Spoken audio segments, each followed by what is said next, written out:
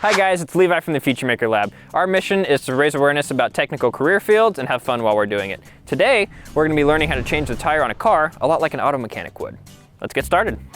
Okay, so the first step in this particular car is actually going to be taking off that hubcap right there. There's a couple different ways to do this. A lot of cars are going to have a tool included. It's going to look something like this. This is actually going to be how we jack up the car, and it's going to help us take off that hubcap. If you don't have one of these, you can use a flathead screwdriver. It does the same thing.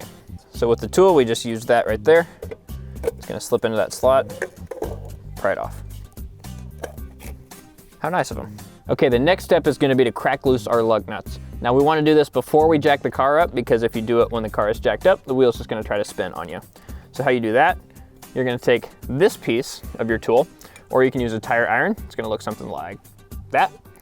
And you're going to put it on the lug nut and turn it until it starts to spin just a little bit. It's called breaking it loose.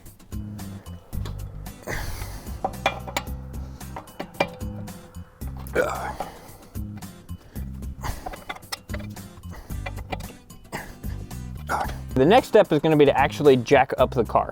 Now you want to make sure that you know where the jack points are for your car, because you can actually bend the frame if you do it in the wrong spot. That happened on my truck. I don't want to talk about it. So we went ahead and looked up online the jack points for this car, which is a 2001 Buick LeSabre. And there's going to be a spot right under here with a cutout where we put our jack. So on this car, that's going to be our jack point. So we slip our jack right underneath there, and then we'll crank it up. Okay, so our tire is completely off the ground. Now it's really important now that we don't get underneath the car, because you don't want to trust these little scissor jacks to save your life. Next, we're going to take our tool again, and we're going to take the bolts off in a star pattern. This is really important, so we take it off evenly and we're not going side by side. So what I mean by taking them off in a star pattern, let's say we start here. The next one we want to take off is going to be on the other side of the wheel. So next we'll go to that one, and then we'd go to that one, then that one, and then that one.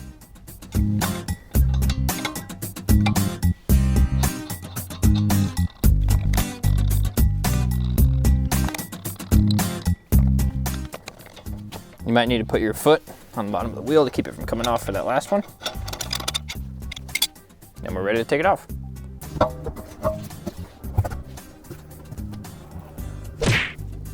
Halfway there. Now you're either going to get the spare, which is in a bunch of different places. It could be in your trunk, could be underneath your car, or you're going to put on a different tire. We're going to put this one back on because it's not actually flat, and we're just showing you how to do it. We're going to do the same thing that we did to take it off. We're just going to do it in reverse. So we want to line up our bolts with our holes right there and lift it back on there. All right, so now it's time to put our lug nuts back on. This is when the star pattern is going to matter quite a bit. So remember, we want to put them on across from each other. Just going to make sure that it goes on evenly and doesn't get bound up. All right, now that we have them hand threaded on there, it's time to tighten them down. We're not going to go all the way. We're going to go this one a little bit, that one a little bit more, a little bit more, a little bit more, all the way around until we're completely in. What I would recommend doing is finding the one that's tightest and then starting from there.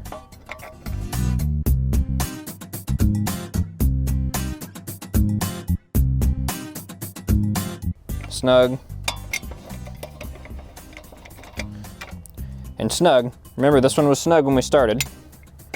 But now since we've done that star pattern, it's got a little bit more room to go. So we're going to do this all the way around until it's snug when we start again. Then you're going to turn the tool this way and get as much leverage as you can and crank them down. It is possible to over tighten these, but it's harder than you think. Remember, we've done our star pattern. We start over from the first one. And this is when we really go for it. So I weigh about 190 pounds. I put my body weight on it. That's been good to me so far. If you have a torque wrench that can actually go up to stuff this high, you can look it up and do it to the exact specifications. But if you don't have one, this is usually a good test.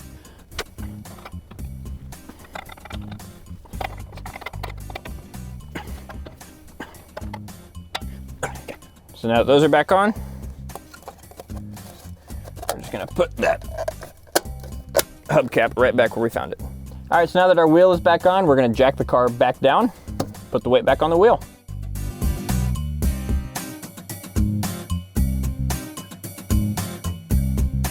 We just changed our tire.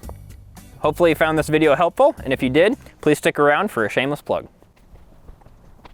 For those of you that don't know us very well, this is the FutureMaker Mobile Learning Lab. We take this all over the state of Kansas. We show off technical careers and some of the money that you can make doing these fields.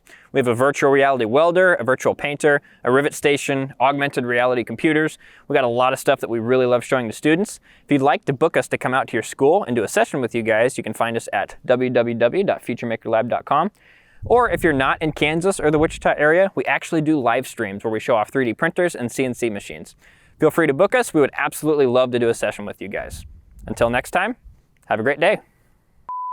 This is our mobile lab. We take this out to schools and oh, that was good though.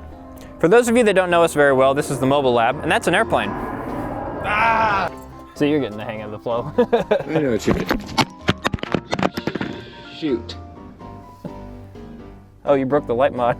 GoPro Sync 2 because Bailey dropped it on the concrete. My shoes are squeaky.